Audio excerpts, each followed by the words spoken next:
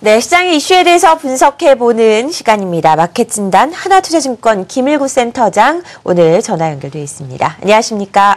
네, 안녕하세요. 네, FMC 그리고 BOJ 결과가 나왔는데 BOJ에서 예상 밖의 결과를 내놓으면서 어제 외국인들 우리 시장에서 2,000억 넘게 12거래 만에 매도를 기록을 했습니다. 대규모 순 매도가 나타난 배경인 어디에 있다고 보시나요?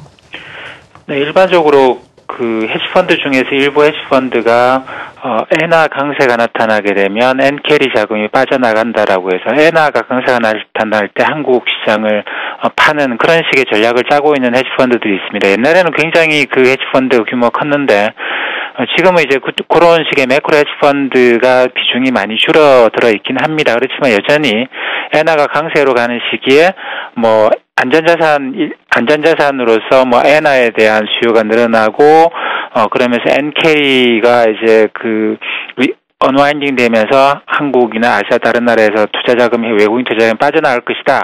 이런 예상을 하면서 먼저 빠져나가는 자금들이 있었는데 어제하고 오늘하고 이제 그런 자금들이 좀 빠져나가고 있는 것 같습니다. 네, 사실 코스피 시장에서의 외국인들의 순매도가 일시적인 것인가 아닌가 하는 것이 시장의 핵심 이슈로 떠오르고 있습니다. 외국인들의 수급 전망 5월은 어떻게 하고 계신가요? 네, 좀 전에 말씀드린 것처럼 그런 식의 전략을 갖고 있는 매크로 헤지펀드들이 그렇게 비중이 큰 건 아니에요. 그렇기 때문에 이게 지속적인 영향이라보다는 일시적인 영향이라고 봐야 될 것 같습니다. 우리가 외국인이라고 통칭은 하고 있습니다만 갖고 있는 전략에서 굉장히 이질적인 집단들이고 그중에 일부가 이제 그 갑작스럽게 매도를 키우면 오늘 같은 현상이 어제 오늘 같은 현상이 나타날 수 있는 건데 전반적으로 다른 외국인 집단들을 보게 되면 뭐 이머징 시장 전반에 대해서 투자를 확대하는 그런 패턴이기 때문에 최근의 현상이 일시적인 거로 볼 수 있겠습니다. 네, 유가 얘기를 해보도록 하죠. 국제유가 2월에 뭐 30달러를 밑돌았었는데 벌써 40달러 선 근처에 위치를 하고 있습니다. 5월에도 산유국 공조회의가 열린다고 하는데요. 유가 반등을 기대해봐도 될까요? 네, 근데 지금 현재 상황에서 원유 생산 국가들도 유가를 50달러 때까지 올릴 생각은 없는 것 같아요. 이미 그 WTI 기준으로 보게 되면 45달러를 넘어섰는데 WTI 기준으로 50달러 위에서는 또 미국이 생산을 늘립니다. 그렇기 때문에 유가를 이 50달러 때까지 올리게 되면 다시 생산량이 증가하면서 유가가 다시 시장의 힘에 의해서 다시 하락하는 경향이 생깁니다. 그렇기 때문에 아무리 이제 오펙 국가들이 생산량의 동결에 대해서 합의해 놓는다고 하더라도 미국이 생산을 늘려버리면 전혀 의미 없는 것이 되겠죠. 그래서 근데 지금 현재 상황에서는 이제 40달러대에서는 미국에서 생산이 줄어들고 그리고 미국에서 재고도 줄어들고 있습니다. 그래서 지난 4월 달에도 사우디가 합의를 막판에 이제 합의할 것처럼마다 막판에 합의를 안 하면서 합의가 이제 이루어지지 못했는데 사우디 입장에서도 미국의 원유 재고가 줄어들고 있는 상황에서 굳이 합의를 해서 유가를 더 올려봤자 그래봤자 50달러이기 때문에 합의를 안 한 게 아니겠는가 생각을 하고 지금 상황이면 굳이 또다시 만나서 합의를 해야 될 상황은 아닌 것 같아요. 그냥 시장의 힘에 의해서 충분히 뭐 오르락 내리락 할 수 있는 안정권 안에 들어갔기 때문에 굳이 만나서 50달러 위로 올리는 그건 어떻게 보면 좀 어리석은 행동, 오펙 국가들로서는 좀 어리석은 행동, 미국의 원유 생산을 더 자극하는 그런 좀 어리석은 행동이 될 것 같기 때문에 원유 시장에서 이제 산유국들 사이의 공조는 지금 뭐 그렇게 큰 이슈는 아닌 것 같습니다. 네. 유가까지 확인을 해봤습니다. 시내 면세점도 큰 이슈입니다. 오늘 오후 3시 시내 면세점 추가 방안이 발표되는데 면세점주의 앞으로의 방향에 대해서는 어떻게 예상하시나요? 아무래도 이제 면세점이라고 하는 게 그 인허가권, 라이센스가 지금 뭐 작년도 그렇고 올해도 그렇고 많이 풀릴 거다 이런 것 때문에 그렇게 되면 아무래도 이제 면세점 업체들이 공급이 늘어난다라는 것이죠.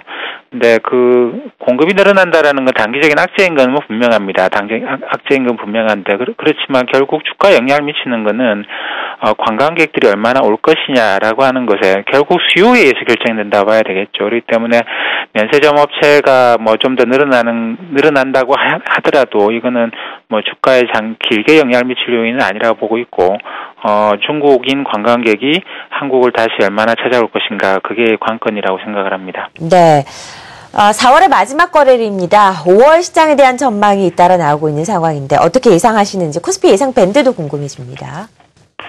코스피가 어제 오늘 좀 하락을 하고 있는 양상입니다. 근데, 기존에 2000 박스권, 2000포인트를 중심으로 한 박스권에 설정을 하고, 기관 투자자들이 그 위에서 이제 매도를 강화했던 그런 움직임이고, 외국인들이 매수를 하다가 외국인들이, 어제 오늘 이제 순매도로 들어가면서, 이 2000포인트 밑으로 내려가는 그런 움직임인데, 일단 5월달 시장은 그동안 지난 몇 년 동안 계속 그랬습니다만 글로벌 시장이 5월달에 좀 약했습니다. 그래서 그 연초 이후로 이어지던 주가 상승세가 이제 5월달에 들어가게 되면 급속도로 동력을 상실하는 그런 현상을 계속 보여왔고 이번에도 마찬가지인 것 같아요. 5월달에 뭐 동력은 사실상 그렇게 좀 약화되는 것 같습니다. 뭐 일본은행이나 그 다음에 20이나 그 다음에 미국의 중앙은행이나 다 행동에 나서는 그런 상황은 아니기 때문에 그래서 5월 달에도 박스권이 이어지지 않겠는가 생각을 하고 있고요. 1950, 2050 정도 생각을 하고 있습니다. 네. 5월 시장에는 그렇다면 핵심 변수가 될 부분은 어떤 부분일까요?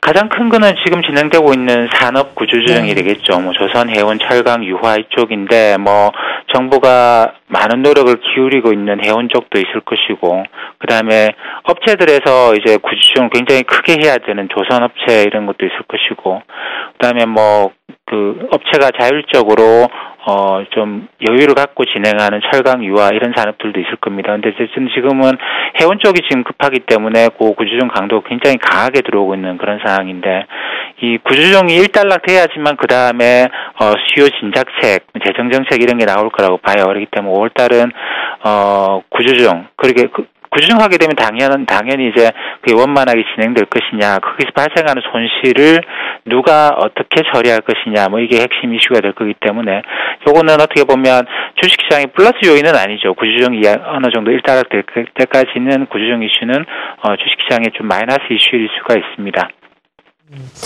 5월 시장인 전반적인 투자 전략 세워보는 것도 중요할 것 같습니다. 어떤 방향이 좋을까요?